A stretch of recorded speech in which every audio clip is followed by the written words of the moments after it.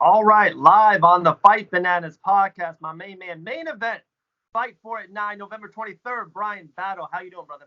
I feel great. I feel great. Thank you for asking. How about yourself? Man, we're doing great, man. We're doing great here at Fight Bananas. We're pushing out that content. Content is king. Man, excited for the fight, brother. November 23rd, it's going down. Just talked to a lot of the fighters, talked to the promoter. Every time he mentioned your fight, you and Chambers' fight, he got a little giddy. Like the smile was coming up, like Christmas or Thanksgiving was coming. Big time fight, big Yeah, fight. How excited are you for this fight and this opportunity? man, I'm really excited about this fight. You know, AJ Chambers, he's a really tough dude with a solid record for someone who just started off, and it'll be a good test for me. You know what I'm saying? He brings a lot of things to the table. Right. Uh, but I bring a lot of things to the table too, and I'm looking forward to being able to show off all the new skills that me and my coaches have been working on. I got new layers to my game. You know, just there's a lot of things I'm looking forward to. A little redemption. Just there's a lot of things to look forward to for this. I'm pretty Man, stoked. you just nailed on a couple things I love. One, redemption, one of my most favorite words in the English dictionary. I love it in life, love it in the fight game especially. Um, Two, with Chambers, yeah, no, he's a stud. I love your age, 25 years old. To me, it's the prime of a mixed martial art career. You're kind of getting over you're starting to get all that knowledge, but your body's Mhm. still young enough to compete and be on your top perform. So I think you're Yeah. right in that sweet spot. The next 2, 3 years, you should make a crazy great run. Just talk about that, your age, where you're at in the mixed martial art world, and to I never want to see what's next for you. I know Yeah. November 23rd, but Yeah. what are you looking forward to in your career?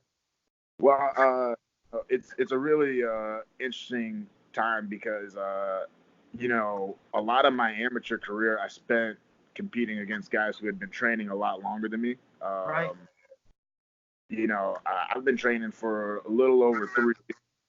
Uh, you know, there was a lot of things that went into my fights where uh, I was just doing things, and me and my coaches, we always worked out really good plans. But skill wise, I feel like especially after 3.5 years of training, I feel like my skills are just in like a different place right now. Right.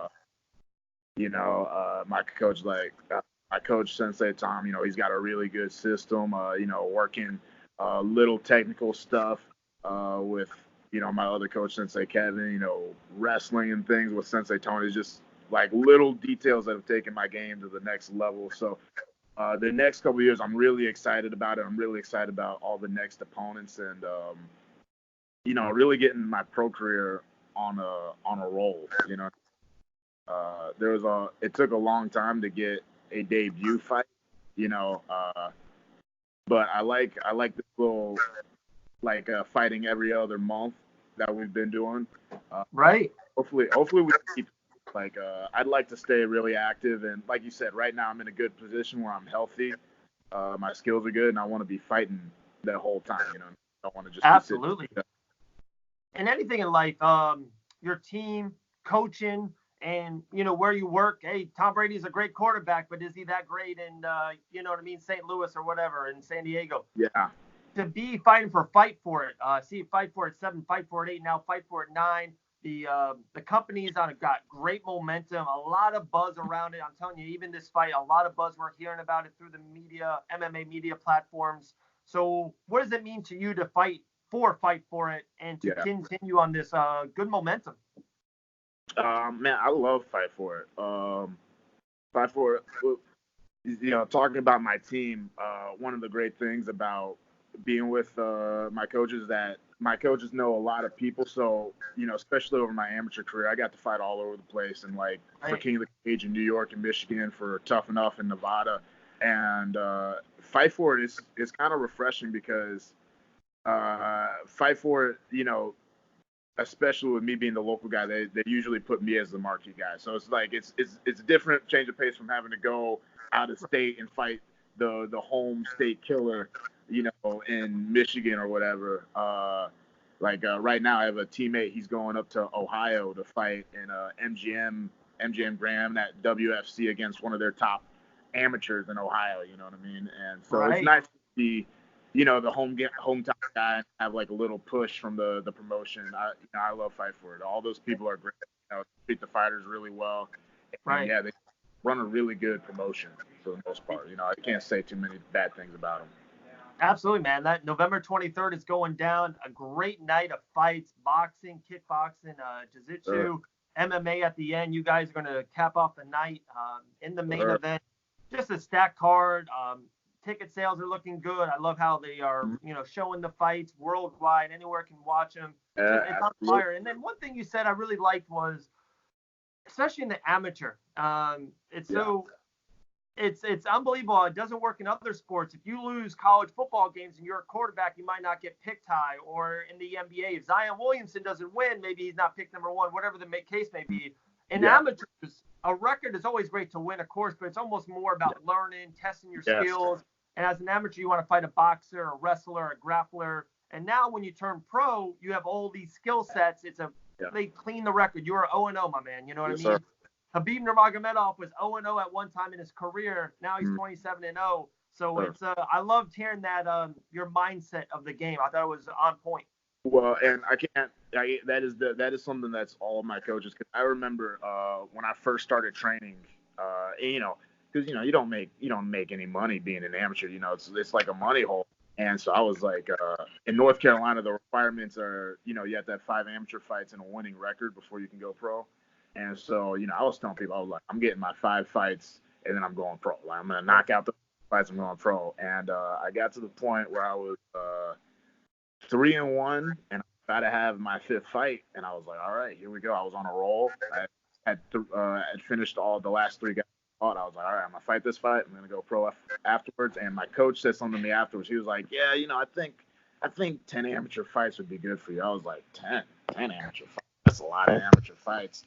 And it's really ironic because after that fight, I did end up taking 10 amateur fights, and I cannot be more thankful for the experience. Man, I learned so much stuff during my amateur career. We always looked for the toughest guys, and so now, because it's weird because even some guys when they're amateur, they still kind of try to protect their record, which is weird. You know what I mean? It doesn't make sense.